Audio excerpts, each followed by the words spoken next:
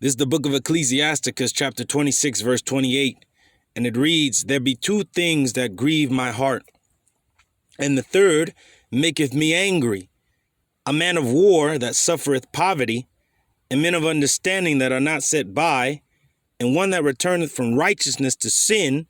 The Lord, Yahweh, Ba'ashem Yahushai, prepareth such in one for the sword." So with that, giving all praises, glory and honor unto Yahweh, Ba'ashem Yahushai. Yahweh is the name of the Heavenly Father in whom the world has ignorantly called Jehovah or Yahweh. And Yahushai is the name of his only begotten Son in whom the world has ignorantly called Jesus Christ, in whom we do worship.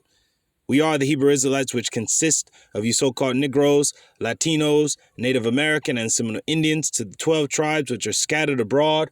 Greetings, giving double honors unto my apostles, my elders, and my teachers at Great Millstone that are ruling well and continue to do so, that taught me and brothers like me this truth, this beautiful truth, beginning with the names of our power and of his anointed.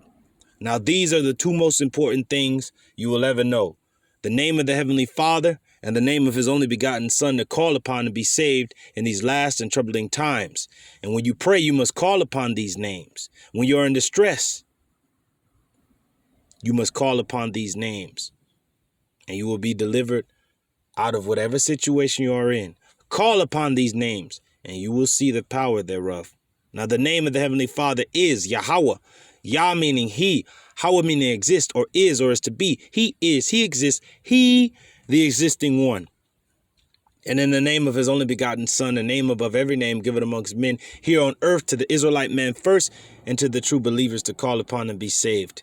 The name Yahushai, Yah meaning he, Yahushai meaning deliverer and savior.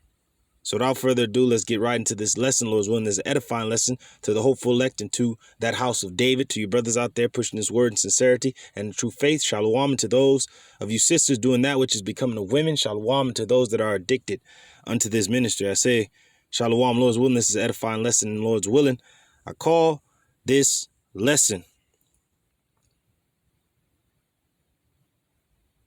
the Lord will not suffer the righteous to be moved. The Lord will not suffer the righteous to be moved. And I'm going to base this lesson off of a man of war that suffereth poverty. It's about to get very, very bad. Hyperinflation, to recession, to a collapse of the economy, to American blackout, to these old vets returning to this place, fighting for it, bleeding for it, and returning to this place with no honor, no nothing, no anything left to it. And all they're going to know, they're going to have PTSD, nightmares, okay? And they're going to take their own power into their own hands. And it's not only them, but just regular citizens that have guns. It's going to get to a point of sedition. It's going to get to a point of war, civil war, unrest, the love of many, waxing cold. But yet, we are soldiers for Yahweh Ba'ashem Yahushai, and he's angry at that a man of war suffereth poverty. We're fighting the spiritual warfare, and the Lord will not suffer the righteous to be moved. He will not suffer us unto poverty. He will give us what we need. They may prepare the wicked, but the just shall put it on. You see? Call all Yumla Yahweh Ba'ashem Yahushai. Have some scriptures. I have some historical points of what happened to our forefathers and how they were blessed and how they were kept and how they weren't in poverty completely through. We as a nation are downtrodden, done. We're in a poor and afflicted state, but Yahweh Ba'ashem Yahushai has never left nor forsook us. And now, through his name and his Son's name, are we returned unto him. And now we can speak unto him and talk unto him, talk to him. We can speak and talk to him, and he will give us everything we need in due time. So let's get right into it. This is the book of Ecclesiasticus 26 and 28. And it reads, "There be two things that grieve my heart. The third maketh me angry. A man of war that suffereth poverty." The Lord will not allow this for his men that has been waging war for him, that's been fighting for him. He's going to give them everything they need, even in the midst of trouble. Okay, the Lord is our strong stay, our defense, our citadel, our strong tower. His name is a strong tower. The righteous run into it and is safe. The shield of faith we lift up to quench all the fiery darts of the wicked. Okay? And it says, and men of understanding that are not set by, men of understanding that fall away. The Lord hates that. Like, how did you not stand the test? How did you not endure? Because you see what happens to these veterans that come back from these wars that they fight for this damn devil. And they're left with nothing, man. Not a goddamn thing. But yet Yahweh Shemashah is not going to leave his men, his soldiers that are out there fighting for him on his behalf. He will not leave them. So all you do is that fell out, you through, you're done. The love of many is waxing cold. This world is crumbling. America is done, is through, is on the damn stretcher. Stick a fork in it, is done. And it says, and one that returneth from righteousness. So you did all these righteous works, these righteous acts, and you go and do wickedness, and may the Lord destroy you. Okay? It pretty much, you have a dishonorable discharge. Your ass fled the war. You wasn't given an honorable discharge. Like, there you go. You a soldier. You got that. You good. You served your quota, your time. Bam. That's for you. You're that wicked and unrighteous servant that the Lord is gonna slay when he gets back. All you damn dudes that fell out. All you cowards that came to the camp and never returned. You never even put your hand to the plow or even seen the war. You didn't even enter into the battle, and you already left. And whatever righteousness you did do, you might probably went to the camp, brought some water, helped brothers out, gave tights, but then never returned to the camp after that. You're done. Okay, going back into this world thinking, oh, well, maybe I got a little more time. I thought it was over 2020. Nah, and now you see the world more and more crumbling. You better get into this truth if you're not already in it, and if you're in it, stay in it. And the Lord's going to have you. And if you leave it, hey, you dishonorable discharge, man. And look at these vets that's out here. Anything, God bless you, anything to eat, any change. And I got this clip from Obi-Wan. Lord's willing, YT don't get on my case. But going further, it says, and one that returneth from righteousness to sin. And what is the great sin that's going to come upon the earth in this time? The RFID, the charagma. You get that to fucking live a little longer, not trusting in the Lord is going to destroy. He prepared a sword for you. Esau Edom being the actual weapon, but everything that this man is going to send out here, okay?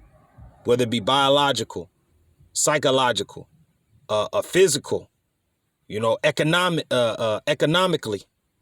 He's going to send so many different swords every which way, but the Lord said for his servants, I will keep you from the power of the sword, from death, from the famine. Okay? It says, the Lord, Yahweh Shemashai, prepareth such an one for the sword. Now I'm going to play this clip. If ever I needed guidance, master, it's now. Spare any credits.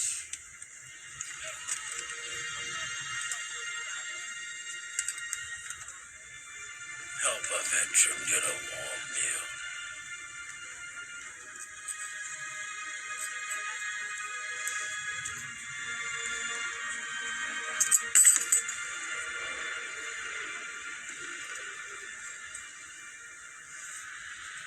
Man, that was a cold scene right there, man. That's spiritual. If brothers even know anything about Star Wars, man, that scene hit you hard, like, God damn, like, damn. The clones fought this war and the Clone Wars, right? They fought alongside with the Jedi, and he was one of the actual clones that stormed the Jedi Temple, but it wasn't under his control. He was under an RFID. I'm gonna say RFID chip, but in the show, they had like an inhibitor chip placed in them at birth. And they fought the war with the Jedi. And then near the end of the war, there was an order given, Order 66, to execute all Jedi masters, Jedi generals, Jedi Padawans, children, execute all of them. And they couldn't break that order. They're like, good soldiers must follow orders. It was in them. Some of them took the chips out, and they fled. But this dude, you see him on the street, like, hey, help a veteran, get a warm meal, He was through. And mind you, he was one of those that took out the Jedi. And right when they were done with them executing the Jedi, look at him, he on the street, man. Hey, that's the same what Babylon would do to you, man. You go into it, it shall destroy you, even with the sword of destruction. But the Lord is going to have his men. Man, that hits hard. We're going to go into a couple of these words of poverty. Woo, man. Now, this is second Esdras 15:49. This is what the Lord is going to send on Babylon. I will send plagues upon thee, widowhood, poverty, famine, sword, and pestilence, to waste our houses with destruction and death. And we see in the beginning stages of it. We're in the beginning stages of the black horse, pale horse, the red horse, okay? Man. And then you go into Revelation, you see what those horses entail. The pale horse, pestilence, death is riding on him, right? We see that on the cusp, or the monkey X and the gorilla, you know, whatever I'm going to call it, the gorilla, right? Gorilla is out here. Then you have the CV. You got all these different type of diseases that's out here. Then when the power goes out and certain people are not as sanitary, more diseases going to spread. So it's just going to get worse and worse. And then boom, you have the black horse going into hyperinflation. All right. Like, man, the economy is going to crash. They've been talking about it. It's pretty much done. But they have a new solution, the charagma. OK. But seeing all these things are coming, what manner of person are you to be in all holy conversation? You have to be one with the Lord. You have to be on his side. Because if you're fighting the wars of Yahweh Shemashai, for you sisters that are helping the ministry, that are housing brethren, hey, the Lord's going to have you. For the brothers out there waging this war, beginning with our apostles and elders, the Lord is going to have us. He's angered by a man of war that suffered poverty. Because in the ancient world, when you went to war, you came back with spoil. You came back with land. You came back with gold and all types of things, man. You were set. But in this society, the veterans are looked down upon. The soldiers are nothing. They're ugly. They're spit on. But the Lord looks at his men, his soldiers, that he have made us soldiers, and he's gonna have us in that day. And it's crazy how my man Obi-Wan gave him some money, like this same clone killed my people, my brethren. But he's like, but it wasn't even. And he don't even know, like, how did he get to that state? Like, damn, like what the fuck? Like, it's sad, like, damn, because we gonna see Jake out here through, especially Jake that fell away, how through they gonna be. Like, man, how could you leave your only ticket out of here? Yahweh Shemashai, come on, man. But the Lord will not suffer the righteous to be moved. This is Ecclesiasticus 10:31. He that is honored in poverty. Now, that's us as a people, as a whole. We're honored in our poverty. We're the slaves of this nation. We're the conquered, right? But yeah, everybody looks to us. We're the best in the food industry. We're the best in business, really, if you look at it. And all the inventions that's created, it was our people. In the entertainment world, it's our people. In the sports world, it's our people. But we're in poverty as a nation. We're nothing. We don't have anything. We don't have no generational wealth, as they say. But yet we're honored in our poverty. Like, man, look how great they are. Yeah, man. Hey. So how much more when we're exalted, when our Lord returns? Salakia. All right, everybody was a call now, man, all of a sudden. It says, he that is honored in poverty, how much more in riches? That's our people. And he that is dishonorable in riches, Esau, Edom, the self-proclaimed white man and his people, how much more in poverty? This dude is already hated, death and destruction to this piece of shit, Esau, Edom. When he is thrown down to where he's at, is this the man that made the earth to tremble? Everybody gonna hate his ass, like he gonna be where he's supposed to be. He's scum, he's nothing, he's lower than scum. He's less than nothing, right? He's already dishonorable in his riches. How much more in the poverty when it comes? Man, reading on, this is Ecclesiasticus 11:12. Again, there is another that is slow. And certain brothers, like, we need help. You know, we ain't got it all together, but the one thing we do have is this treasure in earthen vessels. And we have one another to help out. You know, we help one another out. And we have help from one another, right? But the Lord is truly going to help his men, those that are really for him, that's really fighting this war on his behalf, okay? Again, there is another that is slow and have need of help, wanting ability, woo, and full of poverty. Oh, man, because, like, this is an old vet. He's a soldier. That's all he knew, you know? He says, going back to one of the scenes in Clone Wars, he says a lot of people wish the war never happened. But he says, without this war, we clones wouldn't exist. We would never exist. Like a soldier that is not for war, like what is he good for, you know?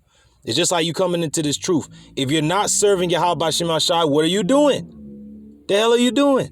That's why a lot of these dudes that come in and fall away, they never came in to serve Yahweh Shema Shai. They came in to serve their own fucking belly or their own motives or wherever the fuck, or get clout or get popularity. It ain't about that. It's about feeding the sheep. It's about letting our people know what's coming, prophesying, edifying, teaching, comforting. You know, I'm comforting brothers that's fighting like, damn, you see it like, damn. Hey, that clone right there, he through. But what he had to do was like, you know, he going through it, PTSD, like, what the fuck? Like, what did I do? Why did I do all that? What was the point of all that? Help a veteran get a warm meal, you know? But the Lord is going to have his men fed. As David said, I was young and now I'm old and have never seen the righteous forsaken, nor his seed begging bread. And then you have my man Obi-Wan looking at him like, oh shit, this same dude of his kind killed my kind. Like, damn. But he helped him out. Like, hey, and I think of a scripture, give your enemy food and water to drink, and you'll heap a coal of fire on his head. Like, damn. If you're really for the Lord and somebody else is not, but you give them what they need, there's going to be a coal of fire heaped on their head. They're going to be like, damn, like, why would he help me out? The fuck? Like, I would never help him out, but he helped me out. Dang. So it's going to get to that point of everybody thinks we're wasting our life and wasting our time serving the Lord. But, hey, you're going to see in the end how the Lord cares for his elect, man, and how he's going to cast headlong the rest of you down from your high estate, so to speak. This is Ecclesiasticus 11 and 12. Again, there is another that is slow and have need of help, wanting ability, and full of poverty. Yet the eye of the Lord Yahweh, Ba'ashim Yahushai, looked upon him for good. See, in that time, in the time we're coming into, the eyes of the Lord is going to look upon us for good. He's going to make even our enemies to be at peace with us because we always please him. He's going to have the enemy to entreat us well in the time of evil, as in the time of Jeremiah. And also, in the time of famine, we're going to be satisfied when everybody else is scrambling, running around, bugging out, right? It says, yet the eye of the Lord Yahweh Shemashai looketh upon him for good and set him up from his low estate. Man, that's it. You know, brothers is without the brotherhood, we would be in poverty. We would be on the damn streets if it wasn't for this brotherhood and for the truth and for trusting and serving Yahweh Shemashai. We would have been all but destroyed, done. But yet, through Yahweh Shemashai, we have everything we need. Now, this is Ecclesiasticus 11 and 14. Prosperity and adversity, life and death, poverty and riches come of the Lord. See, the Lord might take you through a certain dry spell to teach you something. And then after that, take you up to the, like lift you up. It makes me think of Joseph. He was thrown into the pit, sold into Egypt, served. Then he was wrongfully accused, thrown into the prison. From the prison, he went to the palace and told the Pharaoh his dream of the coming famine. And he was lifted up. He was like pretty much the ruler of the world because he was the Pharaoh was only ruler in name only. But Joseph was really the ruler over all Egypt at that time. That all the surrounding nations had to come down to Egypt for corn, grain, even his brethren. See that? It's Ecclesiasticus 13 and 24. Riches are good unto him that hath no sin. Woo, man. And the great sin that's coming, that great transgression, is going to be the charagma. And the Lord said he's going to keep us from the hour of temptation. And then when you go into the word keep, is to guard, attend to carefully, keep in the state in which one is in. Okay. It says riches are good unto him that have no sin. And poverty is evil in the mouth of the ungodly. Poverty is going to be evil in the mouth of the ungodly, of our people, 2/3, niggas that fell away, these false camps and false teachers, even for Esau, Edom, and these other people. When it really goes down, when shit hits the fan, as they say, it's really going to be bad for all you people that know not Yahweh Shemashai. He's going to continue to smite and stretch out his hand over our enemies, the heathen. And over Esau, Edom, he's going to plague them with the plagues of Egypt and even newer plagues. And with 2/3 of our people and those of our people that took this for a joke and fell away and that might have known the truth, the Lord is really going to be angry with you. He's going to beat you with many stripes because you knew better, right? He's not going to be for your side. He's going to be against you. It's going to be a day of treading down and trouble. All right. And perplexity from the Lord, the Almighty One. Okay.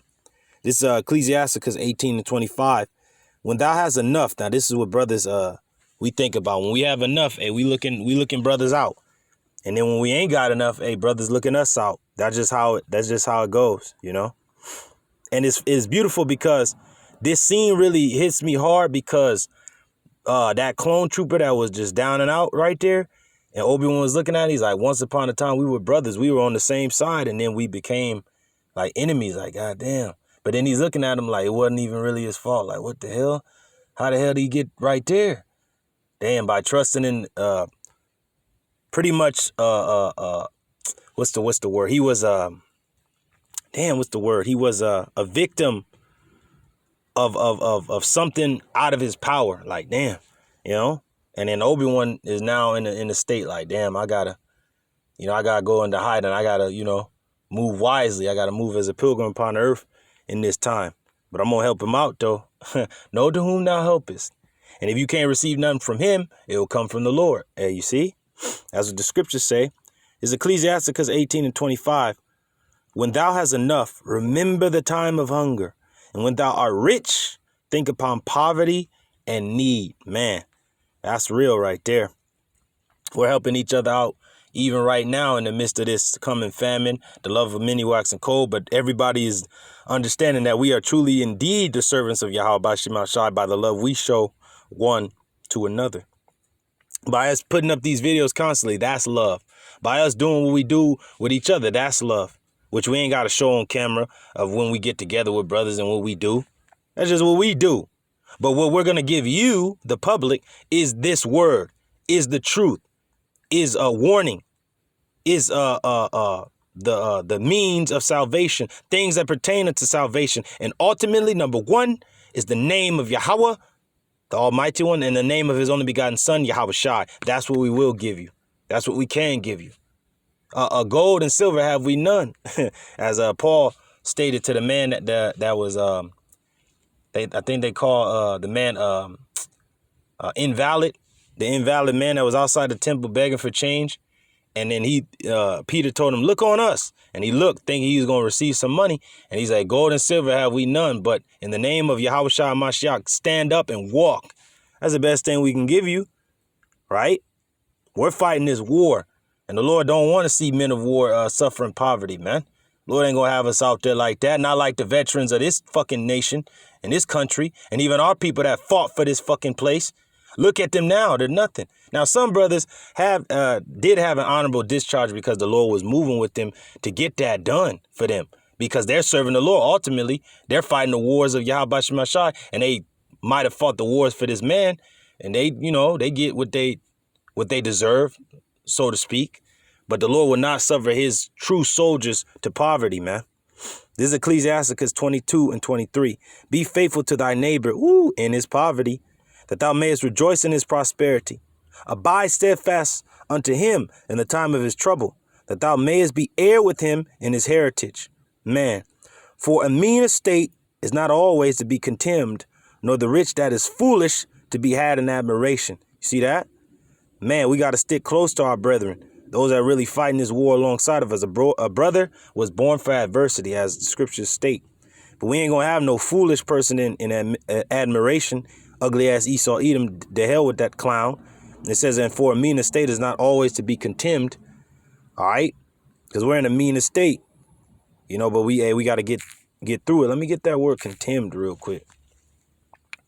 I never really... I always read it and I always forget what it means. But I come across it a lot in the script. So, contemn. All right, contemn. To slight or spurn.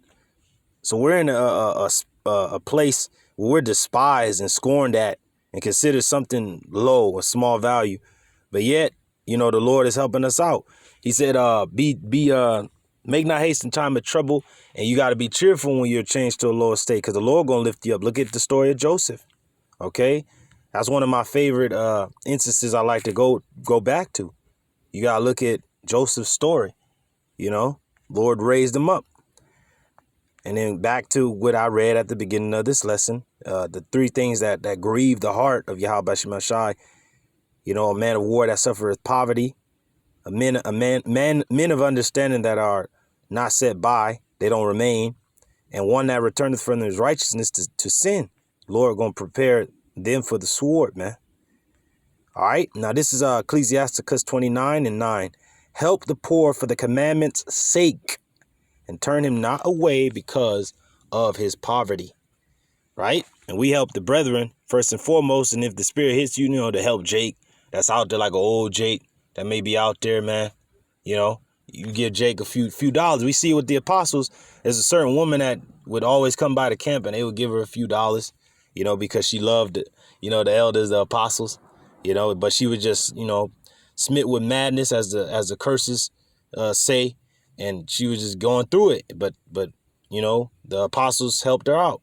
Same with brothers. When you come across, you know, Jake or whatever, through the spirit is gonna let you know, hey, go help that Jake over there, man. You know, he going through it. You know, just help him out real quick. And then we knowing that Jake is too poor to help us out, we know that we're gonna get that back through the Lord. Let me get that know to whom thou helpest. Let me get that. Man, that scene really hit me hard. Like, damn, like, especially brothers that know Star Wars, man. They like, God damn, that was cold right there. Like, damn, help a veteran get a warm meal. He's like, damn, I want to serve with this guy. And look at his state and look at my state. Like, damn, we were both victims of a greater plan and shit. Like, damn, like, what the hell? How the hell am I here and how is he there? Like, it's crazy, you know? Help is, help not a... let me see where it is. I think I know where it is off top. Sirach. And, see here, 14. See if that's there.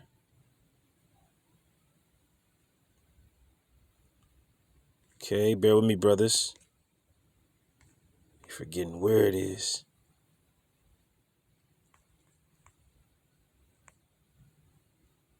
Hey, here we go. The water Yabashimashai. This is Ecclesiasticus 12:1. When thou wilt do good, know to whom thou doest it. So shalt thou be thanked for thy benefits.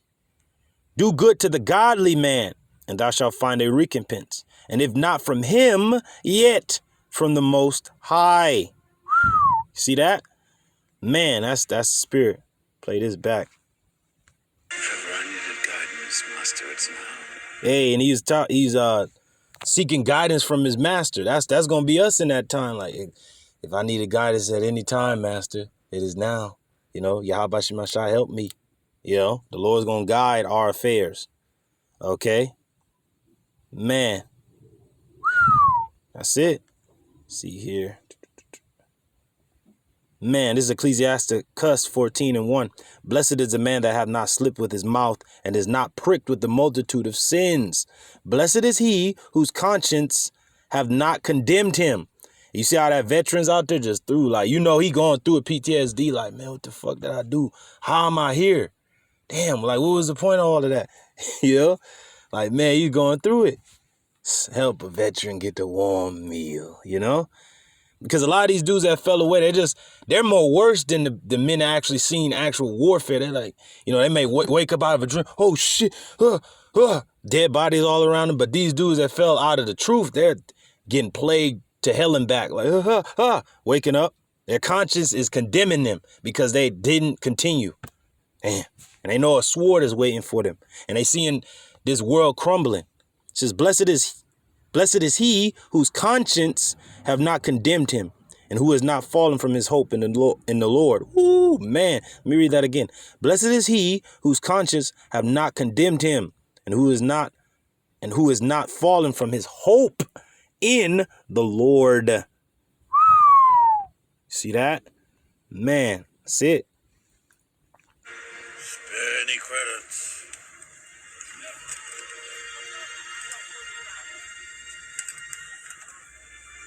Help a veteran get a warm meal.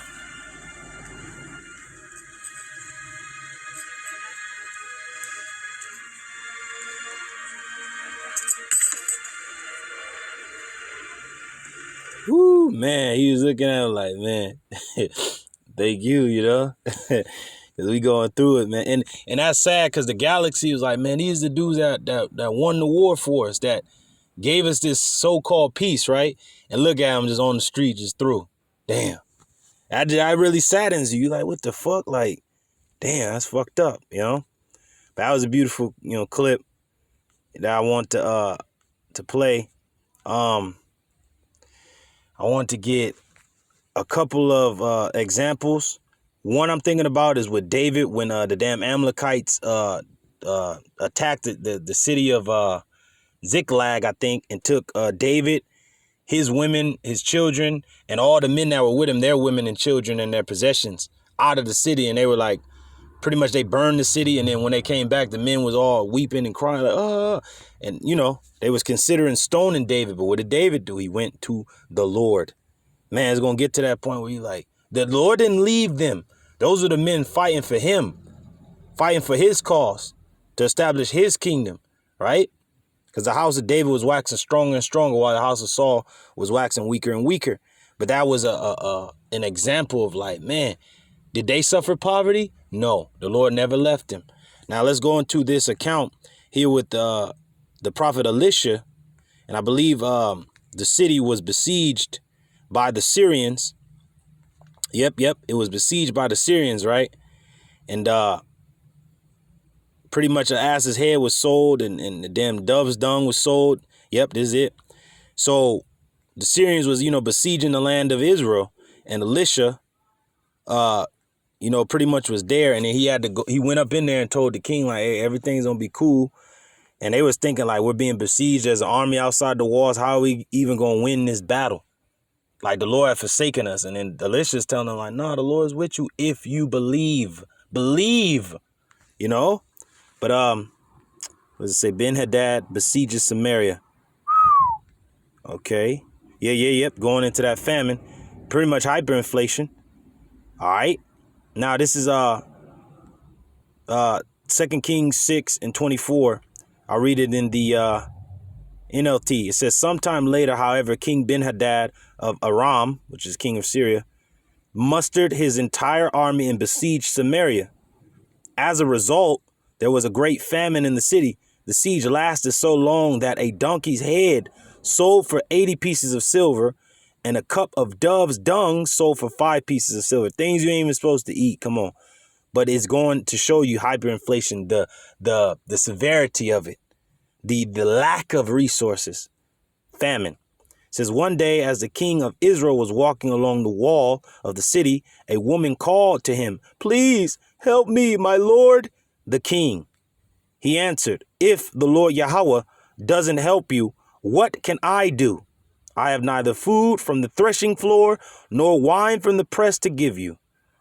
But then the king asked, what is the matter? She replied, this woman said to me, come on, let's eat your son today. Then we will eat my son tomorrow. Man, to that point where our women were eating their own children. Come on, man. How much more a soldier suffering poverty? This hurts the Lord's heart. Like, man, what the fuck? But then the reason these things happen to our people like this is because they were being wicked. And the Lord sent this army against them and besieged them. All right. But then the Lord is going to do greater things for those that actually believe in the Lord and still trust in the Lord. It's going to show you. It says, so we cooked my son and ate him. Then the next day I said to her, kill your son so we can eat him. But she has hidden her son. When the king heard this, he tore his clothes in despair, and which means lack of hope or no hope. The lack thereof of hope. That's what despair goes into. Lack of hope, no hope, right? And as the king, it says, and when the king heard this, he tore his clothes in despair. And as the king walked along the wall, the people could see that he was wearing burlap under his robe next to his skin. Man. Then he said, may Yahweh strike me and even kill me if I don't separate Elisha's head from his shoulders this very day. The king vowed. What the hell you mad at the man of the Lord for? You damn demon. Right? It just goes to show you, man, our people getting mad. They're going to get mad at us But yeah, we've been fighting the wars of Yahweh Shemashai. We were the bum camp. We was nothing. We was ugly. But when the Lord is going to start blessing us, our people going to start cursing us. But the hell with y'all, man. You know? It says Elisha was sitting in the house with the elders of Israel when the king sent a messenger to summon him. But before the messenger arrived, Elisha said to the elders, a murderer has sent a man to cut off my head. When he arrives, shut the door and keep him out. We will soon hear his master's steps following him. While Elisha was still saying this, the messenger arrived, and the king said, all this misery is from the Lord Yahweh.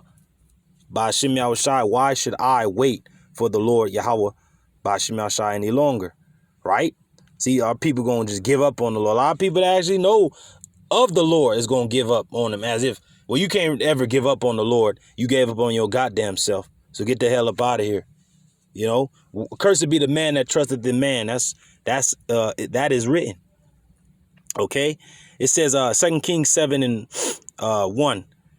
I'm going to keep reading in the NLT. You know, it says Elisha replied, listen to the message of from the Lord Yahweh by Shemel Shai. This is what the Lord Yahweh by Shemel Shai says. By this time tomorrow in the markets of Samaria, 5 quarts of choice flour would cost only 1 piece of silver. And 10 quarts of barley grain will cost only 1 piece of silver. Hey, that's the spirit, because they were just buying a goddamn ass's head and dove's shit, right? For like 80 pieces and 5 pieces of silver, things you ain't even supposed to eat. But look at what Elisha is saying. He's like, you're going to be able to buy flour for only 1 piece of silver. And you're going to buy 10 quarts of barley, which is a lot of barley to make, certain different things. You can do a lot of things with it. He said, you only going to actually have to pay 1 piece of silver for that, for all this, like pretty much you're going to have is a deal, is a sale, right? Through the spirit of the Lord. Yahweh Shemashai going to give you abundance, right? Reading on, verse 2. The officer assisting the king said to the man of God, that couldn't happen. Even if the Lord Yahweh opened the windows of heaven. Psst, damn unbelieving piece of shit. That's pretty much what this dude is an unbelieving piece of scum. That's a lot of you camps. Y'all really don't believe in the Lord. That's why your ass is going to be left out. All right? You ain't fighting the wars of Yahweh Shemashai. You fighting for your own goddamn belly. All right? And that's why your ass is going to be besieged. All right? In the spirit. And you going to have nothing, man. It says, let me read it from the top. The officer assisting the king said to the man of God, that couldn't happen, even if the Lord opened the windows of heaven.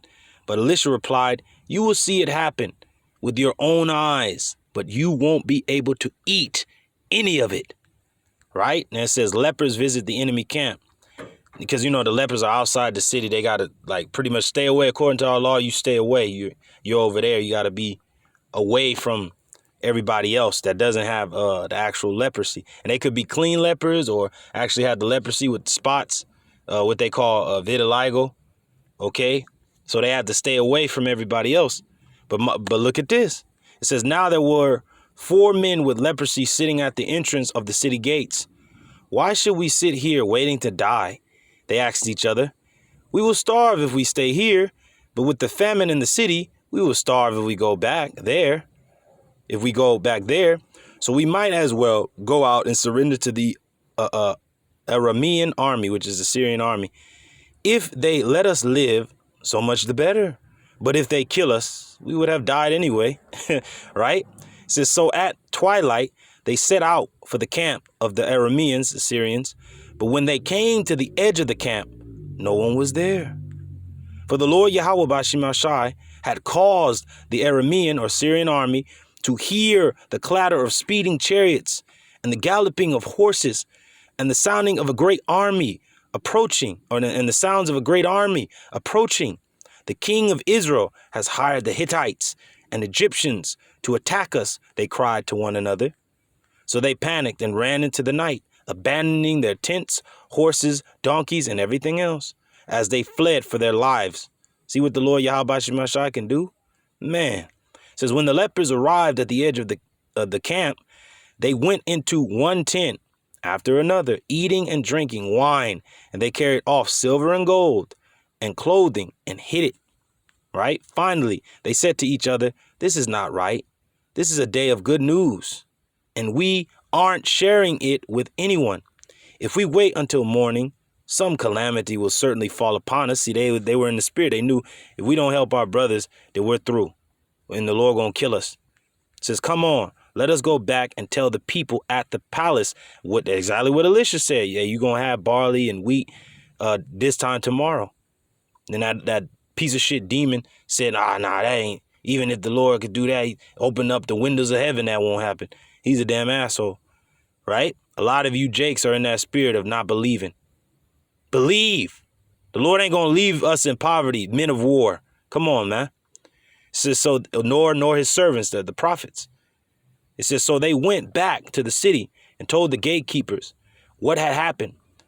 We went out to the Aramean camp, the Syrian camp. They said, and no one was there. The horses and donkeys were tethered, and the tents were all in order, but there wasn't a single person around. Then the gatekeepers shouted the news to the people in the palace. It says, Israel plunders the camp. You see that? The king got out of bed in the middle of the night and told his officers, I know what has happened. The Arameans know we are starving.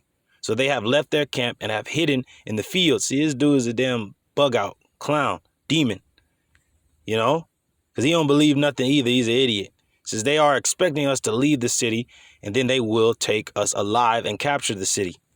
One of his officers replied, we have better send out scouts to check into this. Let them take 5 of the remaining horses.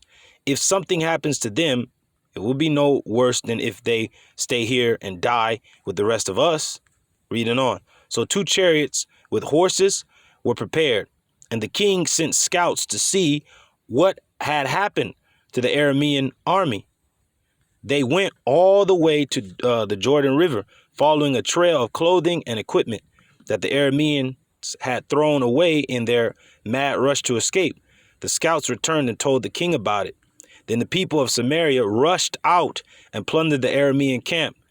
So it was true that 5 quarts of choice flour was sold that day for 1 piece of silver, and 10 quarts of barley grain were sold for 1 piece of silver, just as the Lord Yahweh Ba'Shem El Shai had promised. The king appointed his officer to control the traffic at the gate, but he was knocked down and trampled to death. That same nigga that was talking shit, piece of shit, as the people rushed out. So everything happened exactly as the man of Yahweh had predicted, or foretold, prophesied really. When the king came to his house, the man of Yahweh had said to the king, by this time tomorrow, in the markets of Samaria, 5 quarts of choice flour will cost 1 piece of silver, and 10 quarts of barley grain will cost 1 piece of silver. The king's officer had replied that couldn't happen, even if the Lord opened the windows of heaven. And the man of Yahweh had said, you will see it happen with your own eyes, but you won't be able to eat any of it. And so it was, for the people trampled him to death at the gate. So that's it, hey, spirit. Now I have another example with King David, all right, with the city of Ziklag being attacked. And even these being righteous men with David, they, they were stricken with worry. And David was like, man, he had to go to the Lord with this one. How they didn't suffer poverty. They were men of war. They were on the run. They were Ziklag. Lag, I think it's lag. Yep. Bear with me. Come to Ziklag 13. Yep. Here it is. Barakatah Yahweh Shemal Shai. Help a veteran get a warm meal. Lord's always going to have his men and have those that trust in him. All right, those that don't trust, you gonna be the damn fool like that nigga that was trampled by the people because he's a damn unbelieving piece of shit. And even the king, when he's walking on the wall, he said, if the Lord Yahweh does not help you, what can I do? And what did the Lord do? He helped our people that believed in him still, even in the midst of all that going on. Because who was in the midst of them? Elisha the prophet, right? It says David destroys the Amalekites. Okay. See here. Yep. Okay, yep. It says David destroys the Amalekites, those fucking devils. And we know who those Amalekites are, man. The small hats. The 1948 people. Now this is 1 Samuel 30:1. And it came to pass when David and his men were come to Ziklag on the third day, that the Amalekites had invaded the south and Ziklag, and smitten Ziklag, and burned it with fire, and had taken the women captives that were therein. They slew not any, either great or small, but carried them away and went on their way. So David and his men came to the city, and behold, it was burned with fire, and their wives and their sons and their daughters were taken captives. You see that? Let's read in NLT. When David and his men saw the ruins and realized what had happened to their families, then David and the people that were with him lifted up their voice and wept until they had no more power to weep. And David's two wives were taken captive, Ahinoam, the Jezreelitess, and Abigail, the wife of Nabal, the Carmelite. Okay? And David was greatly distressed. I mean, who wouldn't be in distress, right? It says, and David was greatly distressed, for the people spake of stoning him, because the soul of all the people was grieved, every man for his sons and for his daughters. But David encouraged himself in the Lord, Yahweh Shemashai, his God. That's the spirit. We had to encourage ourselves in it. Us fighting this war, like we've been knocked down. A lot of brothers been knocked down to the point damn near of poverty. But brothers have come up.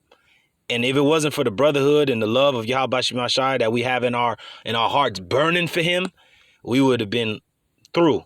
Like a lot of our people are now realizing that they're through by trusting in this ugly ass place. It says David was now in great danger because all his men were very bitter about losing their sons and daughters, and they began to talk of stoning him. But David found strength in the Lord Yahweh by Shemashai, his power. And David said to Abiathar the priest, Ahimelech's son, I pray thee, bring me hither the ephod. Now that's only for the priest to grab the ephod, right? Why did David do it? Hey, it's the spirit, you see? Hey, man, you see, hey, because down the line, who's going to be the high priest? Yahushai. How about that? And Abiathar brought thither the ephod to David. And David inquired at the Lord, Yahweh Shemashai, saying, shall I pursue after this troop? Shall I overtake them? And he answered him, pursue, for thou shalt surely overtake them, and without fail recover all. Woo! Man, he will not suffer a man of war to poverty. And David and his men were men of war, fighting the wars of the Lord. This is an NLT. Then David asked the Lord, Yahweh, should I chase after this band of raiders? Will I catch them? And the Lord Yahweh Shemashai told him, yes, go after them. You will surely recover everything that was taken from you. So David went, he and the 600 men that were with him, and came to the brook of Besor, where those that were left behind stayed, right? But David pursued, he and 400 men, for 200 abode behind, which were so faint that they could not go over the brook Besor, right? And they found an Egyptian in the field and brought him to David and gave him bread, and he did eat. Hey, see how they gave this man some food, just like my man Obi-Wan gave the clone trooper that money. Like, hey man, there you go, man. Shit, we both was victims of an even greater plan at work here, right? This is 1 Samuel 30:11, and they found an Egyptian in the field and brought him to David and gave him bread, and he did eat. And they made him drink water, and they gave him a piece of a cake of figs and 2 clusters of raisins. When he had eaten, his spirit came again to him, see? For he had eaten no bread nor drunk any water 3 days and 3 nights. Man. And David said unto him, to whom belongest thou, and whence art thou? And he said, I am a young man of Egypt, servant to an Amalekite, and my master left me, because 3 days ago I fell sick. It was all of the spirit of the Lord that they even left him behind.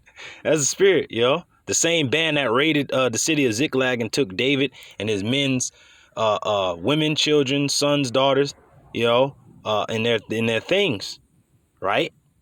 It says we made an invasion upon the south of the Cherethites, and upon the coast which belongeth to Judah, and upon the south of Caleb, and we burned Ziklag with fire.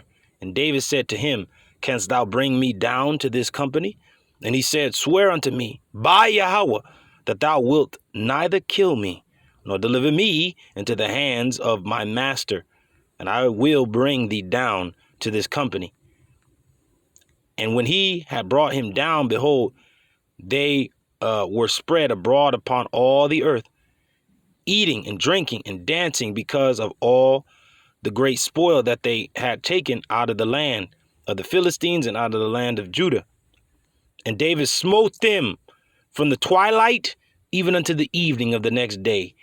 And there escaped not a man of them, save 400 young men which rode upon camels and fled.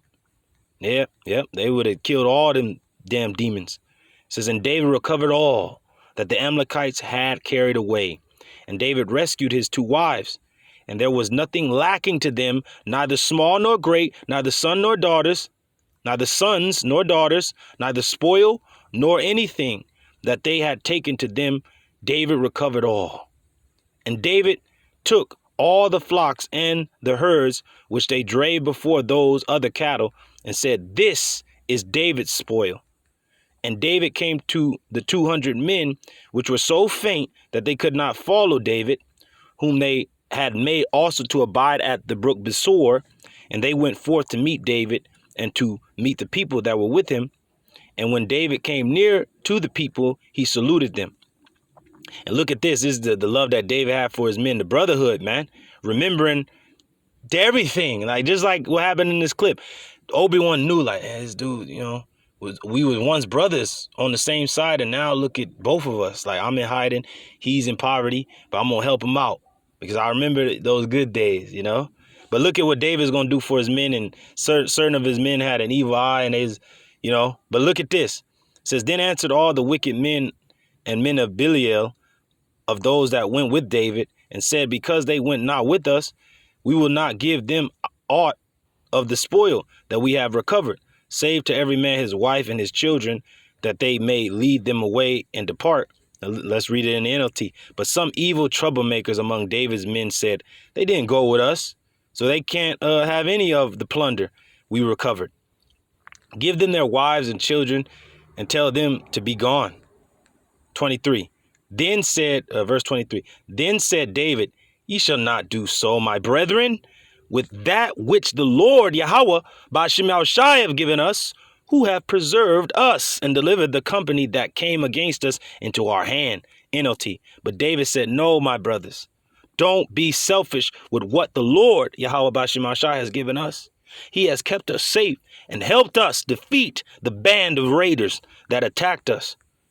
For who will hearken unto you in this matter? But as his part is that goeth down to the battle, so shall his part be that tarrieth by the stuff. They shall part alike. NLT. Who will listen when you talk like this? We share and share alike. Those who go to the battle and those who guard the equipment. And it was so from that day forward that he made it a statute and an ordinance for Israel unto this day. From then on, David made this a decree and a regulation for Israel, and it is still followed today. Woo, man. And when David came to Ziklag, he sent of the spoil unto the elders of Judah, even to his friends, saying, behold, a present for you of the spoil of the enemies of the Lord Yahweh by Shai. Woo, man. NLT. When he arrived at Ziklag, David sent part of the plunder to the elders of Judah, who were his friends. Here is a present for you, taken from the Lord's enemies. Yahweh Shemashai's enemies, he said, to them which were in Bethel, the house of the Lord, and to them which were in South Ramoth, and to them which were in Jatir, and to them which were in Aurora, and to them which were in Sithmoth, and to them which were in Temoa, Temoa, and to them which were in Rakal, and to them which were in the cities of Jerah, Maelites, and to them which were in the cities of the Kenites, which were smiths, and to them which were in Hormah, and to them which were in Korashan, and to them which were in Athach, and to them which were in Hebron, and to all the places where David himself and his men were wont to haunt, that had visited. So every place David had went, that helped him out. He helped them out. Barakatah Yahweh Shemal Shai, like, man, Lord will not suffer his men of war to, he will not suffer them to see poverty, man. Lord's always going to have us out, man. He's always going to look us out every time and in every place. Barakatah Yahweh Shemal Shai. Now, seeing these things are going to ensue, Yahweh Shemal Shai is going to be with us. Okay? Man. Because a great mourning and hell is about to happen in this earth. But the Lord is going to keep his men. Now let's read this rather quickly. This is the book of 2nd Esdras, NLT, 2nd Esdras 16 and 40. And it says, listen to my message, my people, and get ready for the battle. When the disasters come, you must live as people whose home is not in this world. Merchants must not expect to make a profit from what they sell. We're seeing that now. They must be ready to run for their lives, because it's going to get to a point of ransacking, sedition, break-ins, riots, what else? Pretty much plundering.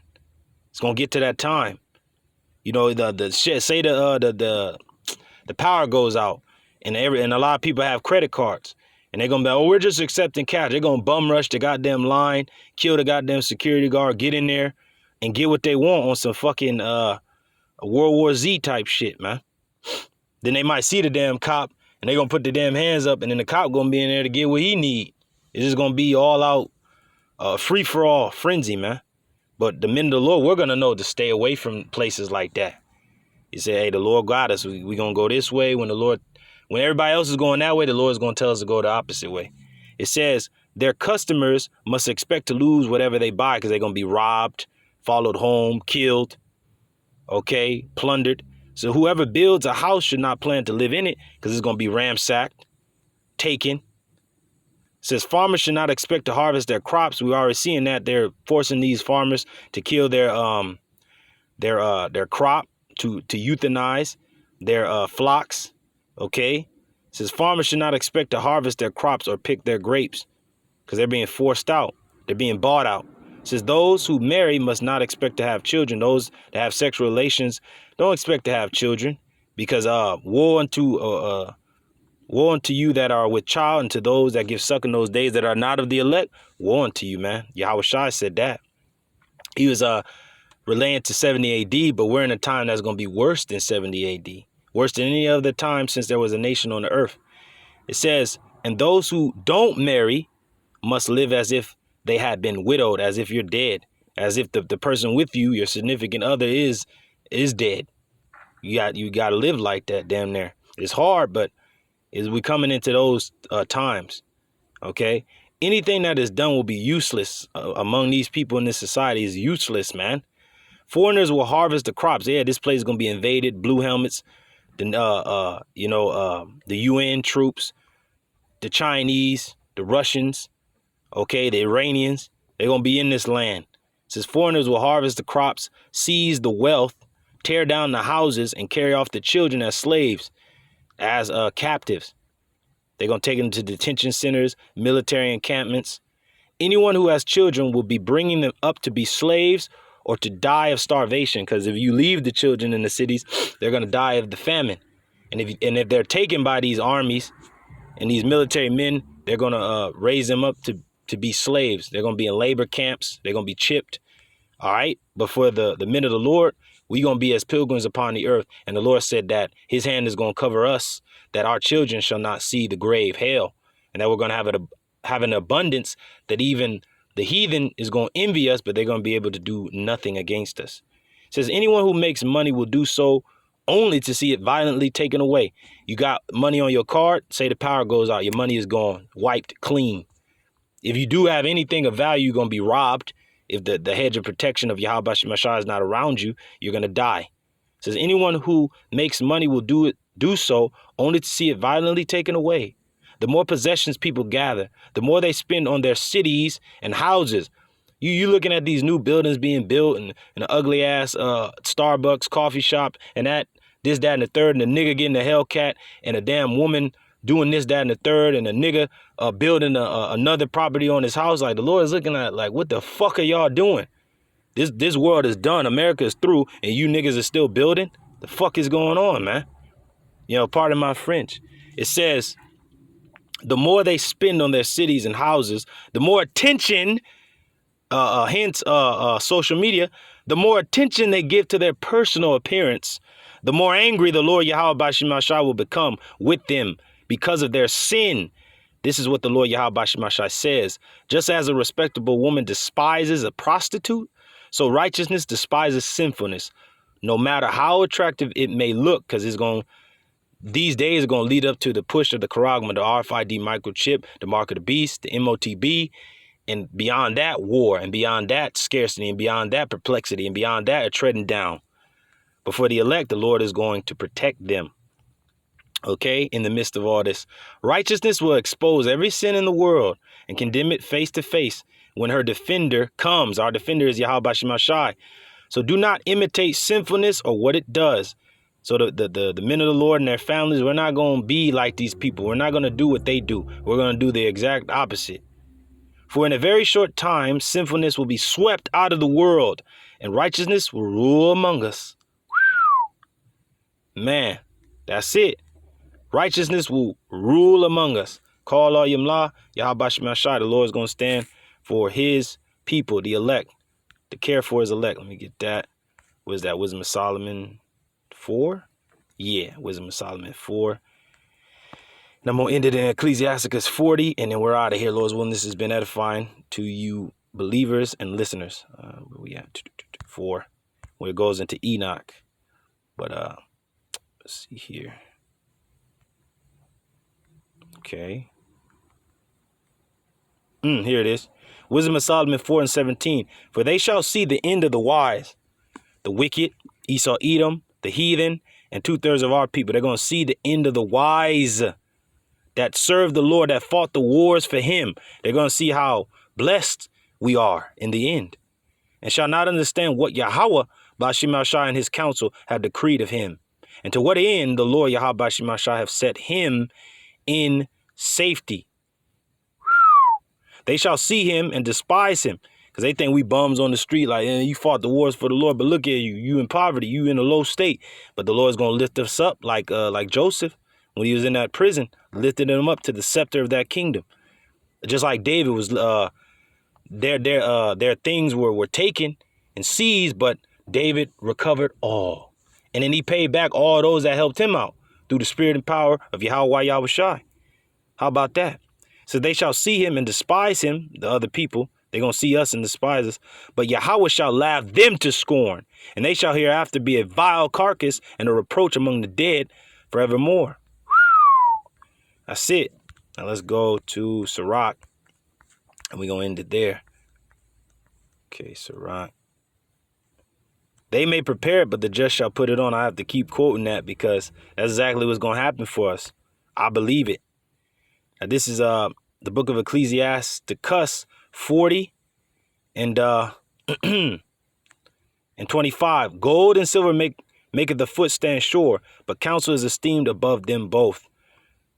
It said the counsel of the Lord that was decreed of him, not knowing what was the counsel of the Lord. A lot of people was looking at the men of the Lord, not knowing what the counsel of the Lord has decreed of him, and that he's in safety. And not only he, but his family and everything that pertains to him. We're going to be in safety. I can believe this. Believe in miracles. It says, riches and strength to lift up the heart, the mind. But the fear of the Lord Yahweh Bashim Mashai is above them both. There is no want or lack in the fear of Yahweh Bashim Mashai, and it needeth not to seek help. The fear of the Lord Yahweh Bashim Mashai is a fruitful garden. It's funny because you got these preppers. They're like, man, y'all need to invest in gardening and getting back to, the old ways in gardening. Even all of that, all these preppers that might have gardens, they go come to naught. It's going to be seized. It's going to be burned, destroyed. We, in the fear of the Lord, have that fruitful garden ever. And certain brothers do have gardens, but we know that the fear of the Lord, it opens the doors for everything.